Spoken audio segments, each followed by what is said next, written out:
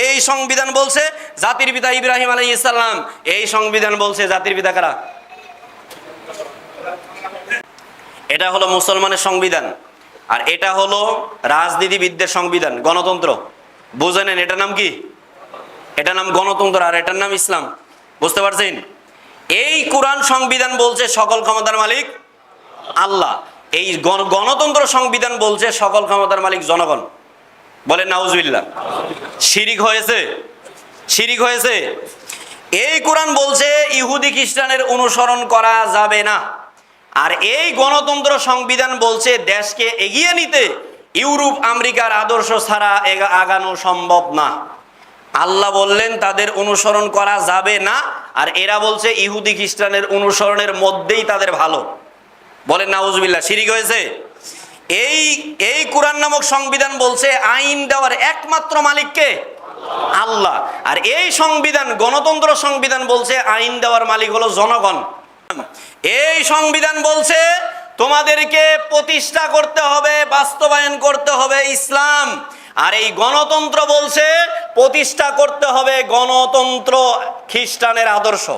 কোরআন বলছে সকল বিশ্বের সার্বভৌমত্বের মালিক একমাত্র বলছে সার্বভৌমত্বের মালিক হলো দেশের প্রধানমন্ত্রী। আপনাকে সব সংবিধান, আপনার সংবিধান, যেই সংবিধানে এই পর্যন্ত 18 বার সংস্কার করছেন, সংবিধান নিয়ে আসেন, আপনাকে বের করে দেখিয়ে দিব যে গণতন্ত্রের সংবিধানে কি লেখা আছে। এটা বলছে যে ইমানদার মুসলমানেরা কোনো বেঈমান হিন্দু, বৌদ্ধ, খ্রিস্টান, ইহুদি, কোনো যুবক যুবতীর সাথে, কোনো ব্যক্তির সাথে বন্ধু সম্পর্ক করা যাবে না। এই সংবিধান বলছে না, আর এটা বলছে যে যার সাথে পারো করো। এই সংবিধান বলছে ধর্ম যার উৎসব, কথা বলেন, ধর্ম যার উৎসব।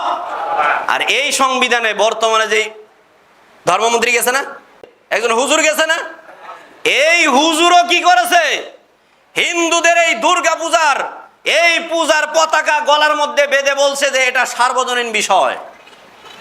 কত নিকৃষ্ট জানেন? এই গণতন্ত্রের অধীনে যেই যাবে, আমি তো বলছি জাকির নায়েক গেলে সেও ধ্বংস হবে, আব্দুর রহমান সুদাইসি মক্কার ইমাম গেলে সেও ধ্বংস হবে, কারণ গণতন্ত্র চাই মানুষের আদর্শ নষ্ট করতে।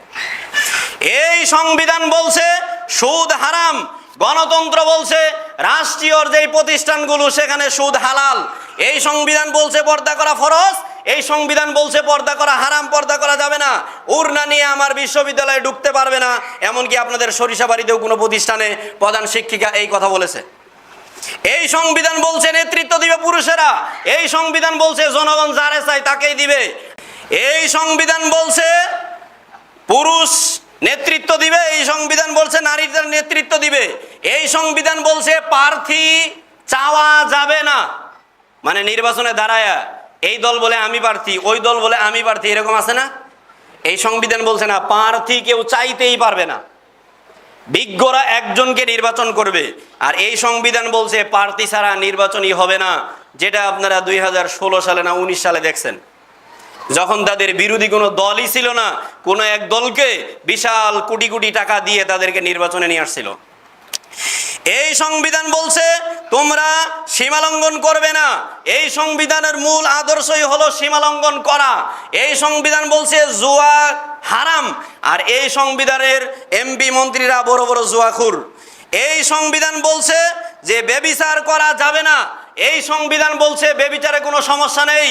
এই সংবিধান বলছে ইসলাম যে কোনো জায়গাতে আলোচনা হবে, এর বিরুদ্ধে কোনো আইন থাকবে না। এই সংবিধান বিভিন্ন জায়গাতে 144 জারি করে, 144 দ্বারা জারি করে না। এই সংবিধান বলছে মানুষ নেতৃত্বের আসনে বসবে, যে যত পরহেজগার সে তত বড় দায়িত্বশীল হবে। আর এই সংবিধান হলো যে যত বড় চাঁদাবাজ, বাটপার, নিকৃষ্ট, বদচরিত্র, ইসলাম বিদ্বেষী সে তত বড় দায়িত্বশীল হবে। মনে আছে? নাম ধরে ধরে বললে আপনারা বেশি চিনবেন। এই সংবিধান বলছে যদি এমন 400 দিরহাম, 400 টাকা কেউ যদি চুরি করে, এই সংবিধান বলছে ওই চোরের হাত কাটতে হবে।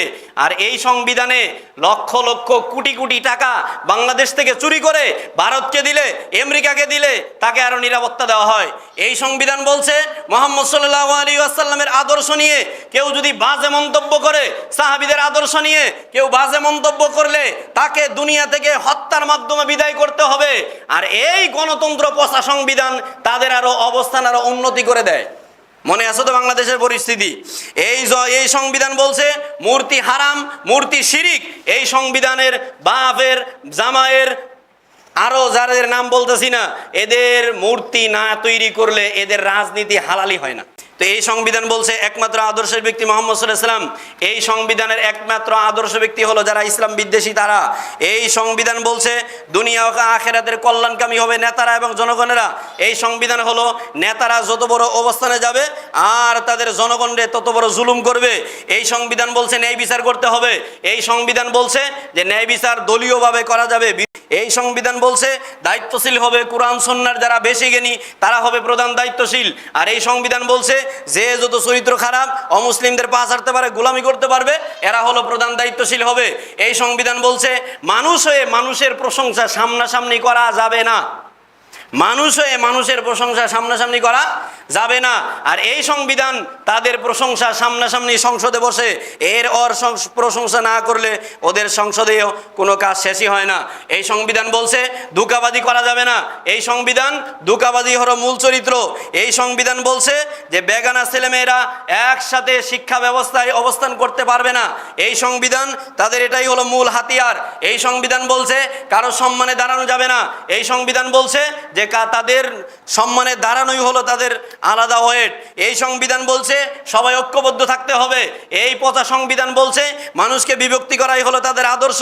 এই সংবিধান বলছে নিরপরাধ মানুষ সে যেই ধর্মেরই হোক, সে যদি কোনো অপরাধী না হয় তার উপর জুলুম করা যাবে না।